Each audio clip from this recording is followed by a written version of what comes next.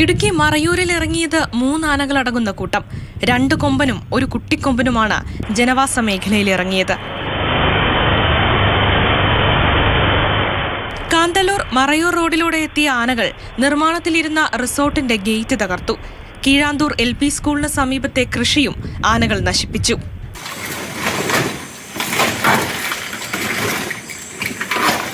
പത്തനംതിട്ട ചിറ്റാറിലും കാട്ടാനകൾ കൃഷി നശിപ്പിച്ചു.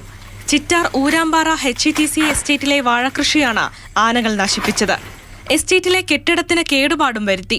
പുലർച്ചെ 1:30-ഓടെ 2 ആനകളാണ് ജനവാസ മേഖലയിൽ ഇറങ്ങിയത്. നാട്ടുകാർ ബഹളം വെച്ചതോടെ ആനകൾ കാടുകയറി. നെല്ലിയാമ്പതി പാടഗിരിയിൽ പാതയോരത്ത് നിർത്തിയിട്ട സഞ്ചാരികളുടെ കാറിന്റെ ചില്ലും ബോണറ്റും കാട്ടാന തകർത്തു. ഇന്നലെ രാത്രി ചായക്കടയ്ക്ക് മുന്നിൽ നിർത്തിയിട്ട കാറാണ് കാട്ടാന തകർത്തത്.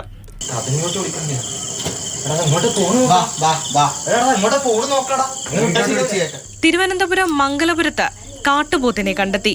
തലയ്ക്കോണത്തെ ടെക്നോസിറ്റിക്ക് സമീപത്തെ പുരയിടങ്ങളിൽ മേഞ്ഞു നടക്കുന്ന നിലയിലാണ് കാട്ടുപോത്തിനെ കണ്ടെത്തിയത്.